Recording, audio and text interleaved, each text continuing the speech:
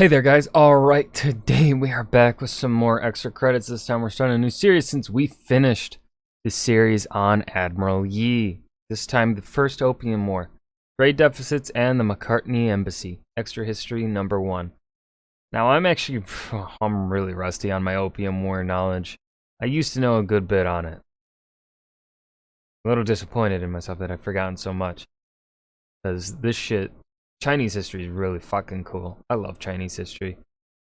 Asian history in general just has a special place in my heart. I don't know why. I just find it something cool about it. I think it's because of just how they tie. It's kind of like similar to why I think people maybe feel a strong connection to maybe Roman and Greek history is that. Kind of when you look at those histories, you also see a lot of the tying in of their mythology, their belief system that no longer exists really, and and in Chinese history you see that a lot, lasting for longer than I would say you see with European history. Europeans drop mythology pretty quickly the moment Christianity comes around. But China continues to believe in, the mandate of heaven kind of stuff that you kind of, see as superstition and mythology. And I just think that's really cool. Because also, I don't care much for the history of China once they're no longer, an empire where they're now the communist China, or even the Kuomintang China, nationalist China, during the 20s to 40s. No, did they make it into the 50s? Or did the Civil War end before the 50s? I can't remember. I think it ended before the 50s, like 48, 49. Somewhere around there. But like, Imperial China, fucking love their history. That was just me going on a random tangent. Before we dive in, make sure you go and check out the links in the description box below. I would love it if you joined the Discord and followed me over at Twitch.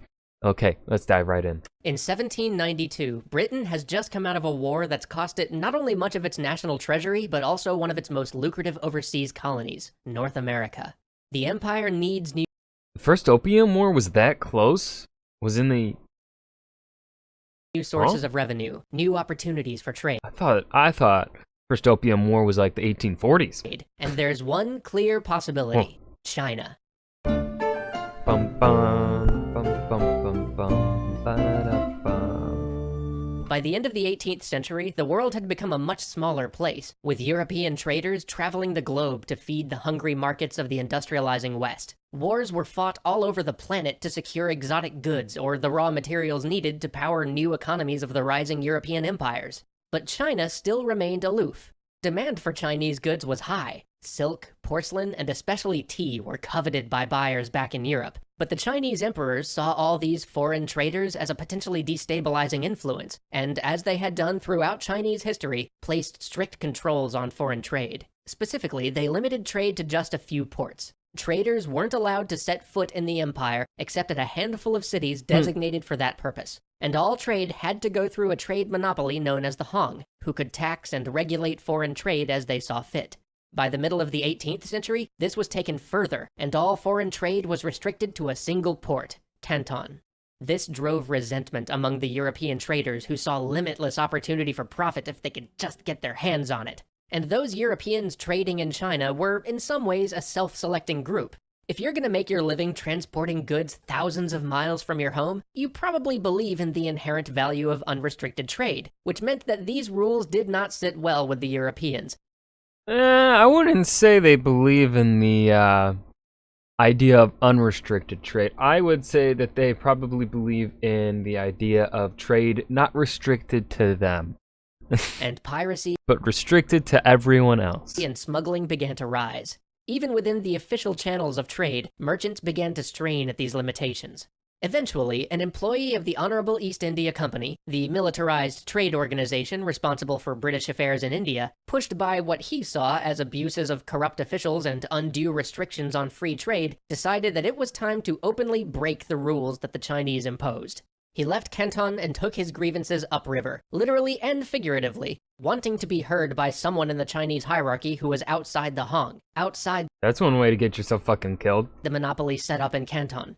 And here's where divides of culture come in, because it's possible that he wasn't acting in a way that he saw as malicious or even inappropriate. In fact, he may have been acting in a way that he thought of as perfectly reasonable were he in England. But he wasn't in England, and the arrogance of this traitor just deciding that his complaints should be elevated to imperial court rather than going through the proper authorities was unbelievable to the Chinese.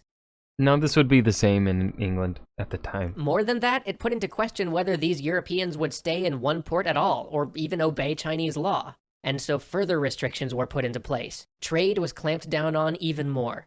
But European demands for Chinese goods, especially English demands for their newfound love of black tea, continued to grow, which brings us back to 1792.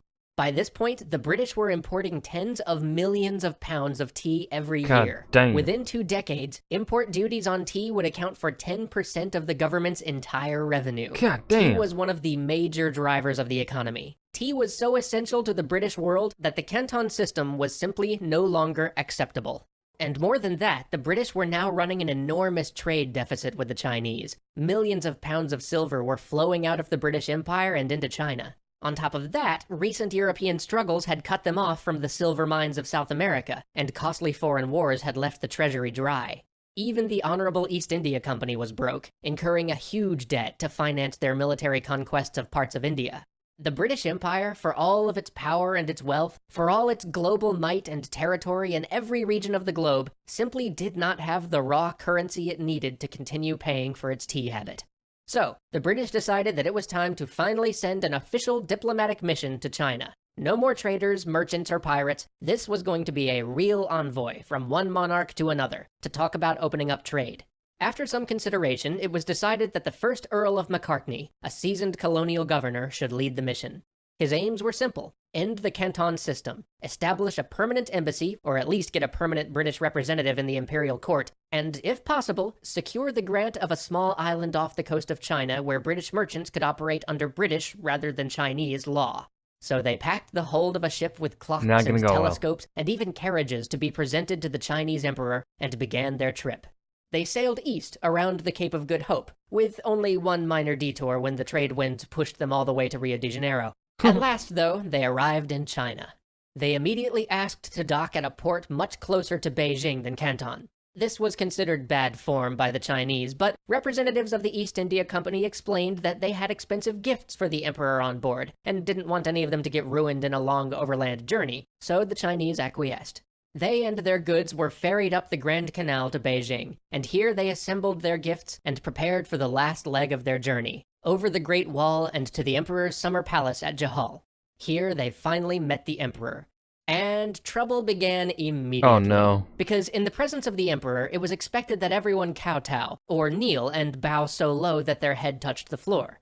And Macartney, being a seasoned British governor and gentleman, hailing from what he believed was the most powerful and civilized nation in the world with, as he saw it, the most divine monarch, and not only the right but the duty to spread the British way around the globe, refused to do so. After all, if he wasn't going to touch his head to the floor for King George, he certainly wasn't going to do it here. I mean, that's fair. You're not going to do it for your... So, after some wrangling and protestations, he proposed a counter-solution. He would perform the kowtow so long as, every time it was done, a Chinese official of equal rank would kowtow to a picture of George III. This was, of course, ludicrous to the Chinese, as, after all, they were from the most powerful and civilized nation in the world, with the most divine monarch, and who was this barbarian to try to put his king on anything like the emperor's level? Seriously. But even without the kowtow issue truly resolved, with Macartney merely genuflecting in the end, as he would to King George, the meeting went forward. Macartney showed off the marvels of British science, although mostly the flashier and less practical kind, and presented them to the emperor. And here too, signals got crossed, because the Chinese court took this as a tribute mission. After all gift-giving missions to the emperor are tribute missions. What else would it be? And yet the British thought that they were demonstrating all the reasons that China would benefit from opening up trade with them. So in the end, Macartney was dismissed without the emperor agreeing to a single one of the goals he set out to achieve. And the Emperor sent one of the most gloriously, imperially snarky letters Oh, ever I've penned read to this King letter. George, thanking him for his tribute, which, though neither he nor the Chinese actually wanted it, he would graciously accept out of respect for how far George had sent people just to pay him tribute. But no, China didn't need baubles or knickknacks from England, thank you. Trade would remain... No, they honestly, this is where I'm gonna knock extra credits a point here. They should not be doing this like brief like summary of what's being said in this letter. They should have just done a fucking screenshot or just like written it out themselves of the actual letter the Chinese emperor sent to King George. That shit is funny. the way it was. It's amazing. So Britain was left with a massive trade deficit. The East India Company was 28 million pounds in debt as a result of their war in India, and the royal coffers were nearly dry.